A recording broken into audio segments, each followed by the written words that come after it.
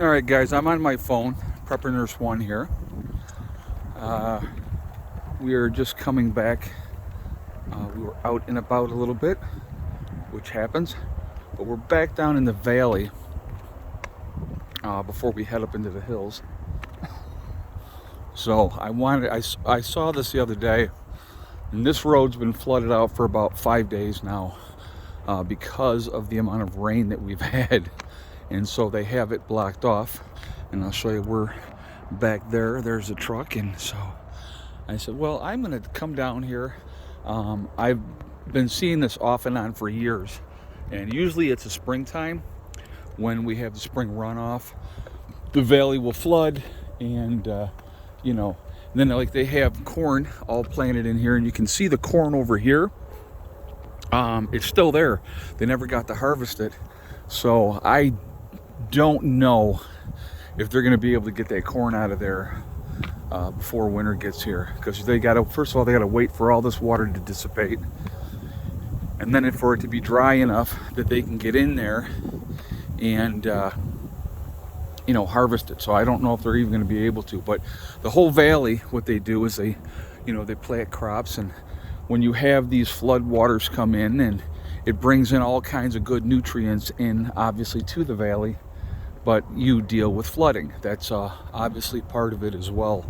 So, but I figured I would take a walk down here and I would show you this, and I will show you which way we're heading. So it gives you kind of an idea. So like, that's the other side of the valley, obviously. But yeah, look at all the water. It looks like a miniature lake down here. But yeah, they got this closed off, and understandably so. I mean, you can kind of see the mile marker up there, and it's almost up to the top of that water that way. But this is the area that always floods every year. So I'm gonna actually turn this around, and we are gonna head up that way when we leave, because that's the side of the valley that I live on. But you can kind of see over through here how high up it gets up out of the valley, and that's the same way on our side. It's pretty cool. I mean, once you're up there, this view kind of, you can see how high it is on that side over there, and we're literally just as high back on the other side. But I think it's kind of neat, so I thought I would do a quick video and share this with you. So my thought is, and this is one of the things I was thinking about with doing this video, all right? So here we are now, modern times, dealing with the flooding, and so, the road is obviously closed, and they got it blocked off, and all that type of stuff. S.H.T.F situation. They're not going to have this road blocked off. There's not going to be anybody to block off this road. You have a flooding situation, and you're going to have people that are not going to err on the side of caution, that go, well, that's not that far. Now, we've been walking here almost 4 minutes down through here, all right? But if you were driving a vehicle, you can kind of see it would be up past your doors. Because that mile marker sign, if you see that down in the ditch like that, so that's not a good thing.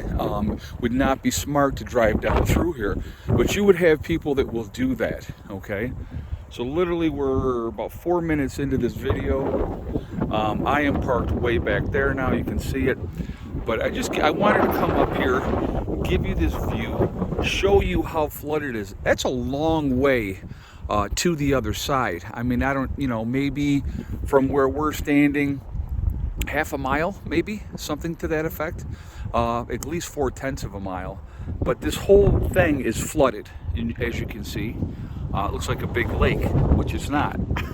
But in a post-event, you're going to have roads that are going to be washed out. You're going to have issues that you have to deal with, and people have no idea. They have absolutely no idea, and so they will not know how to handle it.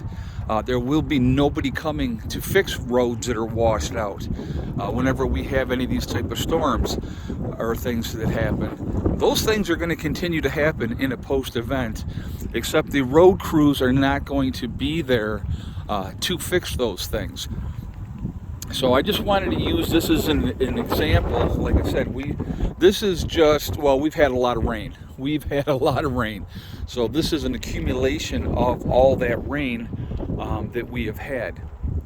So I find it interesting, and I wanted to share it with you, but I wanted to use it in correlation with the post-event. So here we are. The ditch is down here somewhere. Like you can see, if you look at the side here, how high the ditch is. This water in through here, it's fairly deep. You're not talking about just a little bit of water. You're talking about a lot of water. So those are things. I'm going to walk backwards because the wind is blowing and I want you to be able to hear me. But you know, the events are still going to happen. Weather-related events are still going to happen in a post-event. The only difference is nobody's going to be there to clean them up afterwards. So if there is a major storm and trees are knocked down and you know, over the road and that type of stuff, the only people that are going to be out there cleaning those up are the people that live locally, if they're still using the roads at that point. So those are things to think about. Are you ready to do that? Now, if you have a chainsaw, that's fantastic. But how much gas do you have? How much bar oil do you have? How much, you know, how long can you go still being able to utilize that chainsaw? Do you have other options? So eventually, the chainsaw is going to either break down, or you're going to run out of gas, or you're going to run out of bar oil, or whatever the case may be. Even though you may scavenge and, you know, do whatever you need to do, eventually those things are going to run out. So you need to think about that, planning ahead, having saws that you can utilize by hand to be able to take care of those type of things. I think that's really, really important, okay? So just wanted to share my thoughts with you on this. Events are going to happen. Are you ready for them? What are you going to do to help yourselves in those type of situations? Will you take stupid chances, like trying to drive through this? I've seen people that have done it. They don't care that the sign is there. They want to get to the other side. And if they got a truck, like I have a truck, they're going to try to drive through that. I wouldn't even take that chance with my truck. Wouldn't do it. It's not worth it. It's not worth your life. And so that's where I stand with that. Your life is much, much more important. So anyway, guys, I'm going to end this video. You know, we've been sitting here running my gab for about 8 minutes, but I wanted to share this with you and show you this and talk about these type of things, because in a post-event, these things are going to happen. There's going to be major flooding. There's going to be issues, and there's going to be nobody coming to save the day. So those are things people really do need to think about, okay? Remember, guys, we are all in this together. We are one race called the human race, which I think is really, really important. Also remember to hug and kiss the ones that you love. Tell them every single day, tomorrow is not guaranteed. We never know what's going to happen in life.